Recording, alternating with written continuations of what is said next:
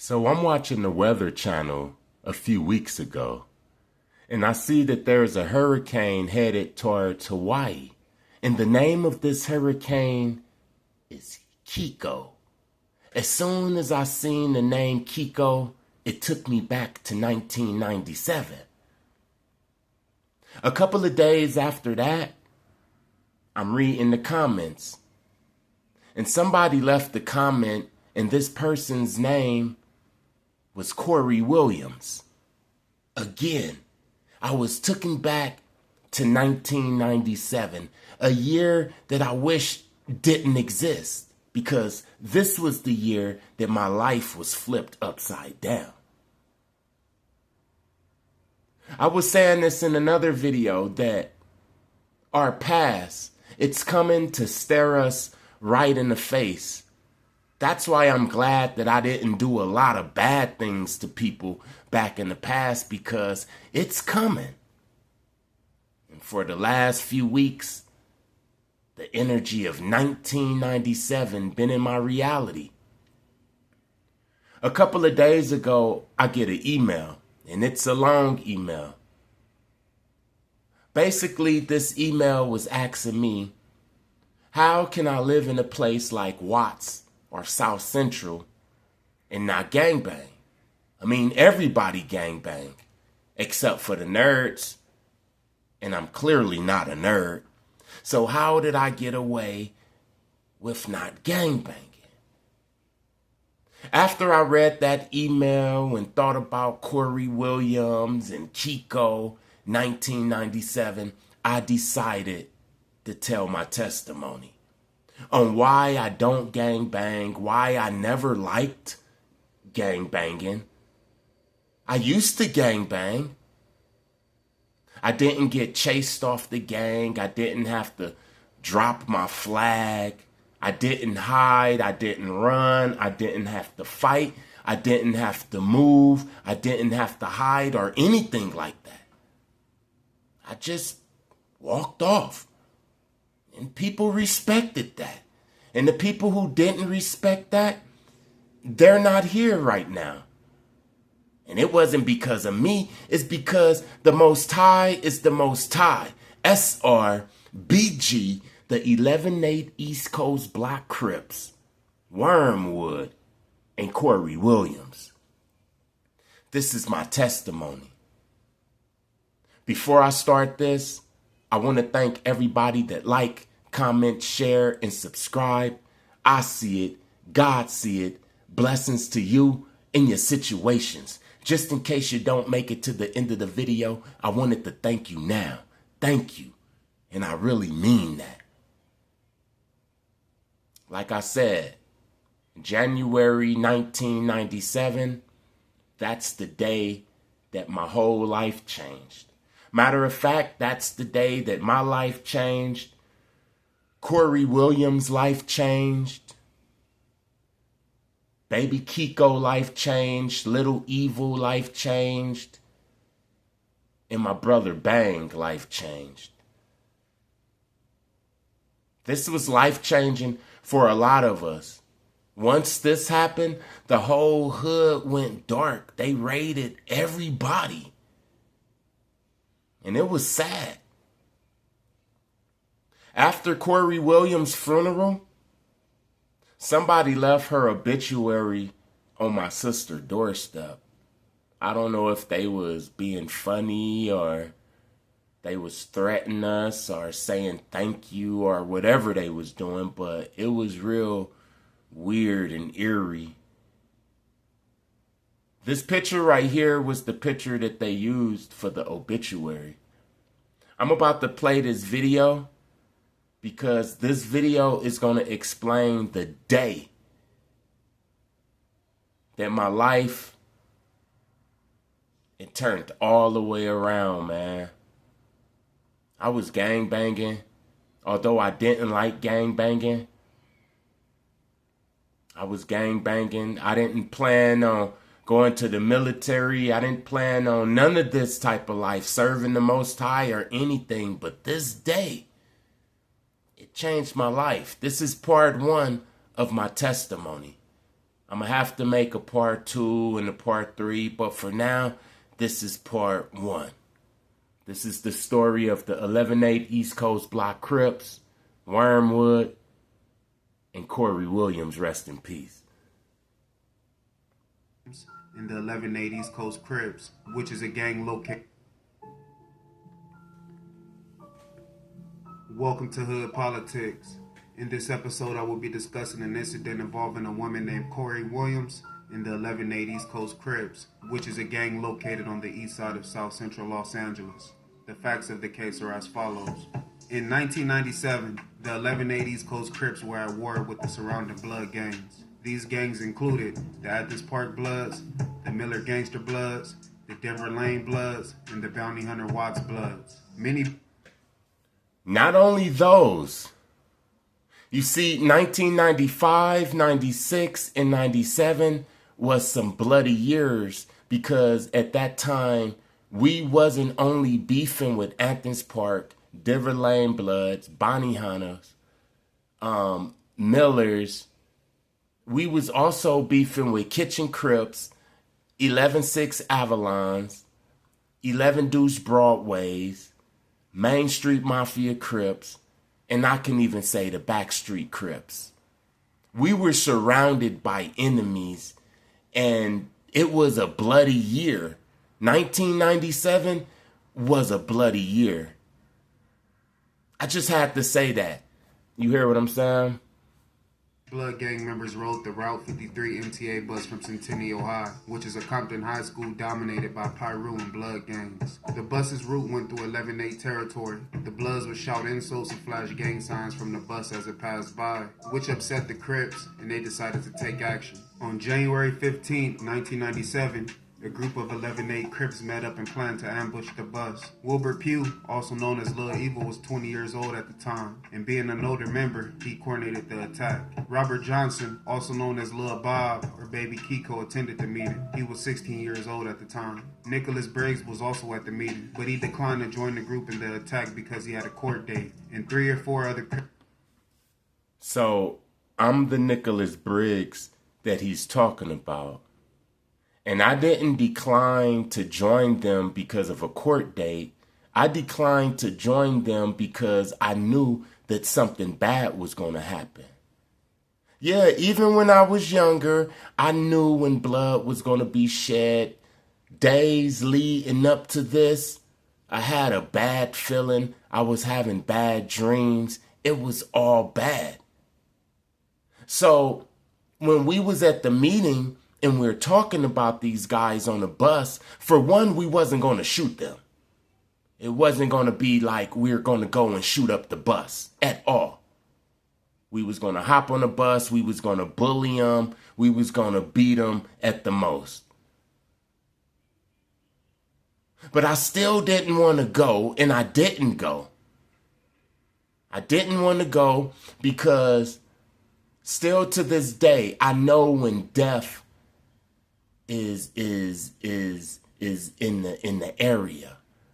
I know how the death frequency feel. And leading up to this, it was a death frequency. So I want to correct that. No, I didn't decline to join them because I had a court date. I declined to join them because I knew somebody was going to die. And I thought that it was going to be one of us. Also attended the meeting. On January 16th, the group met up again, and Pugh led them to the intersection of Imperial Highway and Avalon Boulevard, where they waited for the bus. At about 3:30 p.m., the bus approached the intersection. A 17-year-old young woman named Corie Williams was sitting by the rear door, next to her friend, an 18-year-old woman named Tammy Freeman. A 16-year-old young man named Tyrone Lewis was sitting behind the girls, wearing a red Tommy Hilfiger shirt. When the bus pulled up to a stop, Pugh, Johnson, and the other Crips gathered around. Pugh and another Crip boarded the bus, while Johnson and the rest of the group stayed outside. One of the Crips yelled, "Slob on the bus," and pointed directly at Lewis, believing Lewis to be a member of the Bounty Hunter Bloods. The Crips began yelling, "This 11-8 East Coast Crips. Y'all got a problem with us? Fuck slobs. This BK all day." Pugh and the other man exited the bus, and Pugh shouted, "Shoot this motherfucker up," and Johnson put out a handgun and began to open fire into the rear of the bus as the group of Crips cheered them on. Inside of the bus, there was chaos as people rushed towards the front and hid under the bus seats. The Crips fled the scene. Lewis rushed to the bus driver with his shirt covered in blood, shouting, "Go, go, keep driving in case they try to get back on the bus." Lewis was uninjured, but Corie had been shot. A bullet severed an airway and blood poured from her neck. Another woman on the bus put her hand around Corey's neck in an effort to stop the bleeding. Corie was transported to King Drew Medical Center, where she was pronounced dead on arrival. Freeman was shot in the shoulder, but she later recovered. Following the shooting, Pugh and Johnson fled to Milwaukee. A resident named Warren Hardy tipped off the police, saying he overheard several teenagers in the backyard near the site of the shooting talking and laughing about the shooting. When police arrived at the location, they found an arrested Briggs and a 16-year-old man named Randall Amato. Johnson was arrested in Milwaukee a week later and confessed to the shooting. Pugh was arrested in Milwaukee a year after the shooting. 3 other 11A Crips were also arrested, but were released due to lack of evidence regarding their roles in the crime. Briggs was later released as well. Amato, Pugh, and Johnson were tried together before 2 juries. One jury concentrated on Johnson as the shooter, and the other jury deliberated over the roles of Pugh and Amato as aiders and abettors, which means to assist another in the commission of a crime. Several witnesses confirmed that Pugh led the attack and that Johnson had done the shooting, but evidence for Amato's role in the incident was limited. There were 2 witnesses that placed Amato at the scene. The first witness was John Grissom. Grissom was a high school classmate of Amato. He testified seeing Amato with a group of people at the intersection of Imperial Highway and Avalon Boulevard, running towards the bus stop. The second witness was Natasha Barner. Barner was Pugh's girlfriend at the time of the shooting and testified seeing Amato with a group of people crossing the street, walking towards the bus stop prior to the shooting. Warren Hardy was the key witness against Amato. Hardy lived less than a block from the intersection of Imperial Highway and Avalon Boulevard. He testified seeing a chubby boy with his hair in a ponytail, carrying a gun, walking with a group of teenagers towards Avalon Boulevard just before the shooting, which matched Amato's description. Hardy testified hearing gunshots and seeing the same group run down the street. The next night, Hardy testified hearing several teenagers behind his building talking and laughing about the shooting. Hardy said that he called the police, who then arrived, found Amato and Briggs, and arrested them. Okay, now this is sad right here. When we talk about Amato, I didn't even know his name was Amato. I guess that's his last name. We used to call him Bang. And he was from the west side. He wasn't even from the east side. He was from this gang called Senyo or something like that. Him and his brother, they moved over there about a year ago. Before 1997, before this incident, they was over there like a year. They was like Belizean or Mexican and black. They had long, pretty, wavy hair. And Armado Bang, he used to go on the corner of Avalon and Imperial around the time that Locke High School got out and used to talk to the girls. So we all used to be on all corners of Avalon and Imperial. On this day, he was on the opposite side of the street as Baby Kiko and Little Evil. He seen what happened. So that night, I come over there because my girlfriend, she called me earlier that day and she said that the homies shot up the bus and somebody got killed, right? And I said, as soon as the sun go down, I'm going to go see what happened. So when the sun go down, the first person I run into is Amato inside the backyard. And yeah, we was drinking and smoking, but we wasn't laughing at this shit. We was scared because we knew that the police was going to raid the whole neighborhood. You hear what I'm saying? But Armado is telling me about what happened, how he was across the street talking to these girls, and all of a sudden he heard screaming and shooting and all of this type of stuff. But they still arrested me and Armado that night. I'm going to get back to this because Armado got charged with this. He got 20-something years. and he didn't do anything. Have you ever heard a story of a person who was in jail for 20, 30 years and they really didn't do nothing? Well, when you hear the story of Armado, who we used to call Bang, yeah, he's one of those guys. In the trial, Hardy could not identify Amato as the person he saw holding a gun, nor could he identify him as one of the teenagers he heard talking and joking about the shooting. Hardy said that he couldn't remember key details. The court saw that Hardy was reluctant to testify, so an LAPD detective named Michelle Esquivel finished delivering his testimony to the jury. Esquivel read the statement that Hardy made to the police to the court. After Amato and Briggs were arrested, a detective asked Hardy if they had the correct guys, and Hardy said yes. When the defense cross-examined John Grissom, Natasha Barner, and other witnesses, none of them actually saw Amato carrying a weapon or saw him near the bus. Witnesses testified knowing that Pugh and Johnson were members of the 11-8 East Coast Crips, but none of them believed Amato to be a member, although he did have the nickname Bang. The defense attorney told the court that Johnson was raised in a broken home. His father was in jail for the murder of a security guard at a Compton check cashing business, and his mother was in and out of jail for burglary and other crimes. The defense went on to say that Johnson had been in and out of trouble with the law since he was 11 years old, and he was initiated into the 11-8 East Coast Crips when he was only 12 years old. Corie... Look, did you see that? Did you see how tall he was and how much he weighed? First of all, Baby Kiko name is Robert Johnson. You know that Robert Johnson is the guy who sold his soul at the crossroads to play the guitar, right? I didn't realize that for a couple of years. Until a couple of years ago that Baby Kiko's name is Robert Johnson. And at the time, he was 4'6", 80 pounds. And he went by the name Little Bob. I've been knowing Little Bob since I was young. We grew up together. Little Bob is a serpent seed, and Little Bob was one of the youngest gangbangers in LA at the time. It was 3 young gangbangers at the time. It was Lil Bob, who was Baby Kiko. It was Midget and Chucky from Tortilla Flats. I think they got the video of Midget and Chucky still on YouTube. I was in juvenile hall with Midget. These was the 3 youngest, littlest gangbangers in LA. You hear what I'm saying?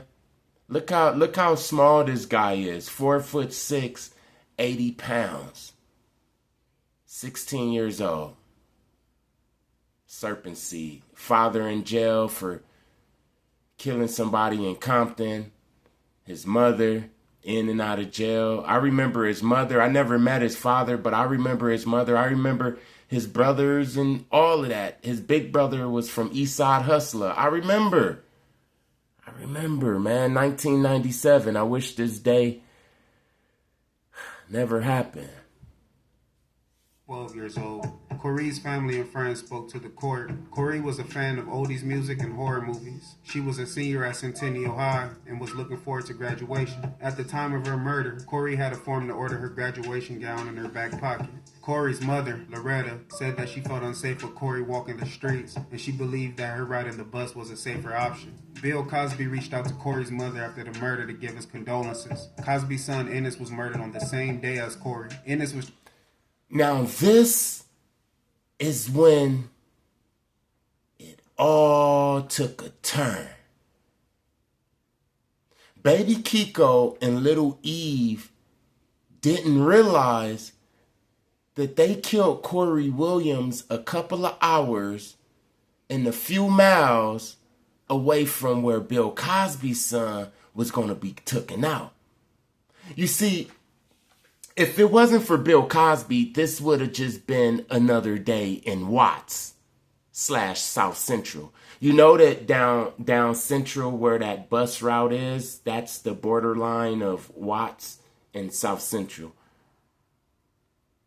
If it wasn't for Bill Cosby, You see, Bill Cosby, he got on the LAPD. And he also put a $100,000 reward out for the capture of the people who took out Corie Williams, which was Little Eve and Baby Kiko. So all of a sudden, everybody got raided. Everybody got raided. You hear what I'm saying? It was a dark day in the neighborhood. They had this on the news like every day.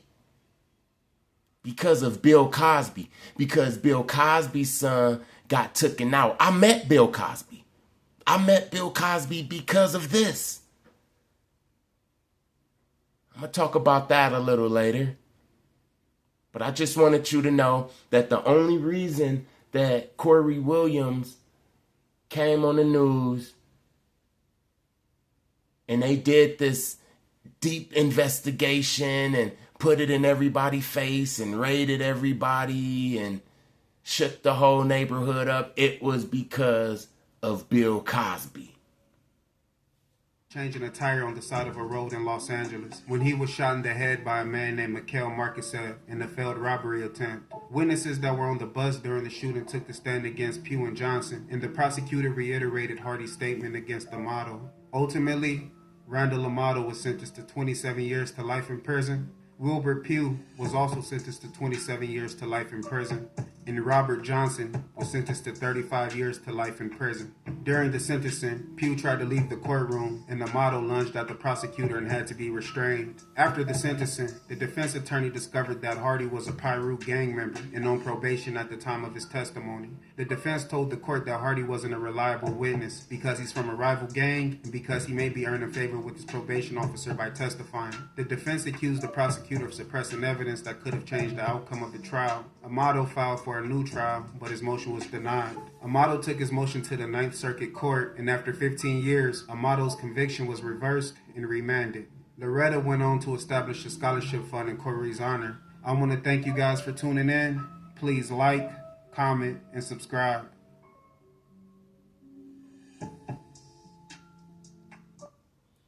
That's sad. That's the day that my life changed. You hear what I'm saying? I'm going to get into that. Hold on, let me put up Corie Williams' photo. She was beautiful, and we all was familiar with her because she was fine. She used to ride the bus. She's one of the reasons why the other guys came up there. She was like one of the finest ones that was riding the bus. And Centennial did have some females up there. You hear what I'm saying? Let me start from day one. Like I said, it's going to be a part 2, but I'm going to start from day one. I was born in L.A., Gardena Hospital. I was born in Gardena Hospital. My mother, she took me back to the Imperial Courts housing projects. I was raised in the PJs. I went to the little preschool in the middle of the projects. I stayed in the projects until I got about 8 years old. I remember it was gangbangers. That's when gangbanging was first starting. I remember the gangbangers used to walk around with their shirt off. Everybody used to work out and dance. But I still didn't like gangbangers because they used to stink. To me, being a child, they used to stink. Now I know that was Sherm, PCP, cigarettes, weed. I remember my mother used to pick us up from school, and we used to walk by different people, groups of gangbangers in the projects. Some would be playing their music, others would be shooting dice, and it'll be that stinky smell. So I never liked gangbanging, believe it or not. After that, we moved to 96th Street. That's another street in Watts, but the gang over there was the Hat Gang Watts. And their main rival was the Compton Avenue Crips. They was just a couple of blocks away. I remember one day, me and my friend, we walking down the street coming from buying some candy, and we hear gunshots. My friend, he ducked. I try to run across the street, and I get shot. The Hat Gangs and the Compton Avenues was having a shootout, and I ran right in the middle. I was about 8.5 years old, almost 9 years old. That made me not like gangbanging even more. I never told nobody, but I didn't like gangbanging. The smell, now I got shot. And at that time, it was a lot of kids that was getting shot, taken out. I was lucky that I didn't get taken out at that time. At that time, it wasn't rare to see a drive-by and the only person hit is a child. That was the 80s up in Watts. I remember I went to the hospital, the same hospital that they took Corie Williams to, King Drew. It used to be called Martin Luther King Hospital. We used to call it Killer King Hospital because you could go up in there with a splinter and not come out. People used to go in there shot in the ankle and they never make it. So we called it Killer King. And if anybody from Watts or South Central is listening, you know about Killer King. They took me to Killer King. And when I was up in the hospital, it was another guy. He was a gangbanger. He was about 16 years old. He was shot up.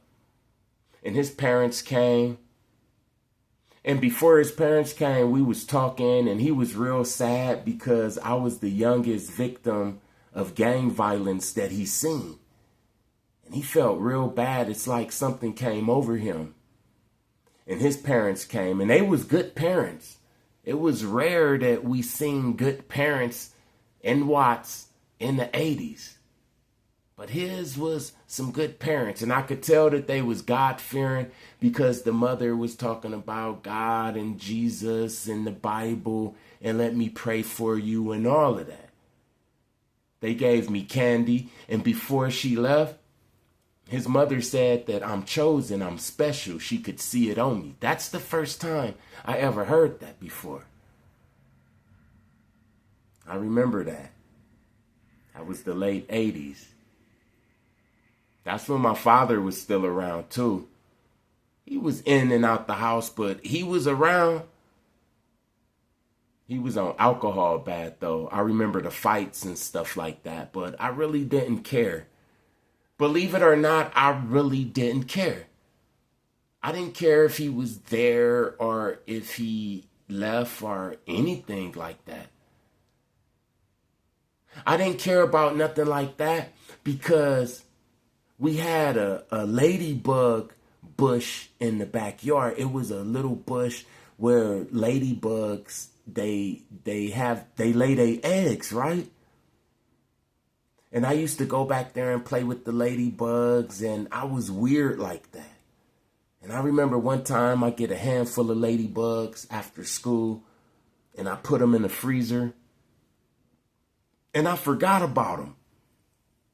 And I come back hours later, and I'm sad, and I get the ladybugs, and I put them in my hand, and I'm sad, and all of that, and I'm about to start crying because they just little frozen ladybugs.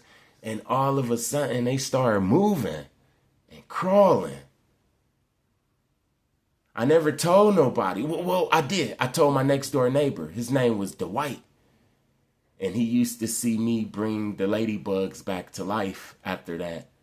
We used to drown them. We used to do all of that and then just bring them back to life. So I really didn't care about the arguments. I really didn't care about my father smelling like alcohol or anything like that.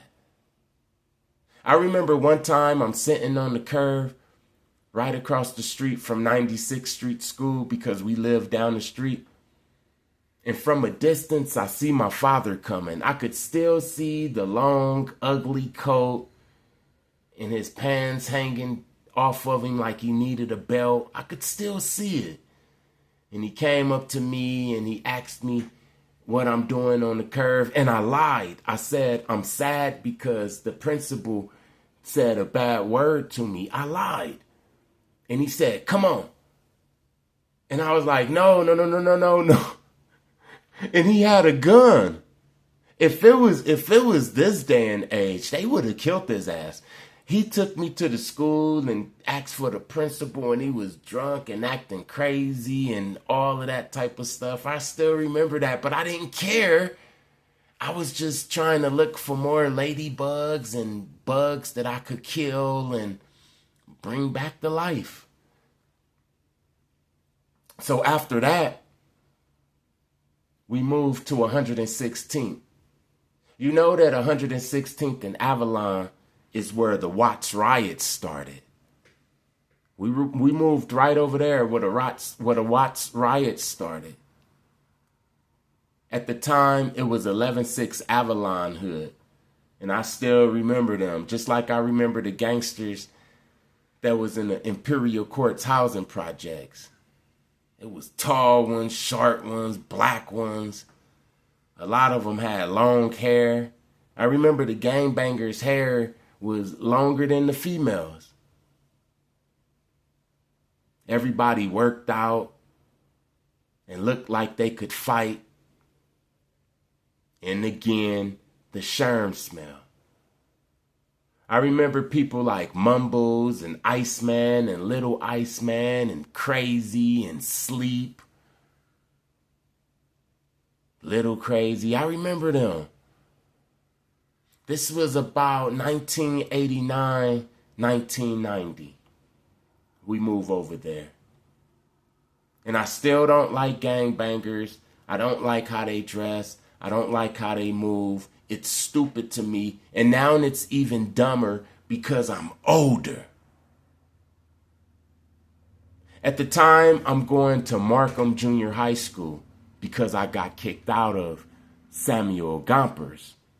Samuel Gompers Junior High School was the high school I was supposed to go to. But I got kicked out and I had to go to Markham. That's the junior high school that Nipsey Hussle went to inside of Watts. I went there. And when I was there, I ran into some people from PJ Watts and a couple of more people. And we decided to make a crew. I was going to bring this crew to where I'm from, 116th and Avalon, and they was going to keep it on their part of Watts. And it was going to be like an east side, west side type thing. At the time, there was crews starting.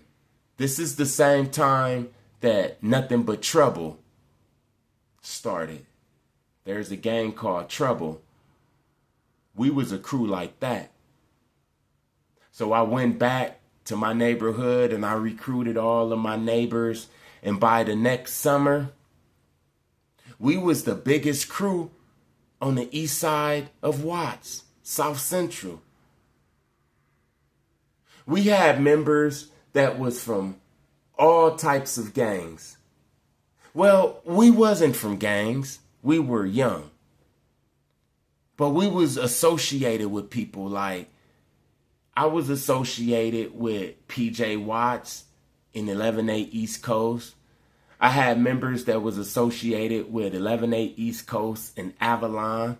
Members that was associated with Athens Park and Broadway. Swans and Hacienda Village Bloods and Bonnie Hunters. I had a vision. We was going to be a gang and we was going to stop gang banging by making one big gang. And it was forming too, especially in the summer of 1994. When I come back, I'm going to talk about the summer of 1994. This is my testimony. All of this is going to lead back to 1997, this day, that Corie Williams was taken out. The day that Corie Williams' life changed, Baby Kiko, Little Eve, bang, and my life changed. This is the day that I stopped gangbanging. All praises to the Most High. Thank you to everybody that like, comment, share, and subscribe. I see it. God see it. Blessings to you and your situations. Peace.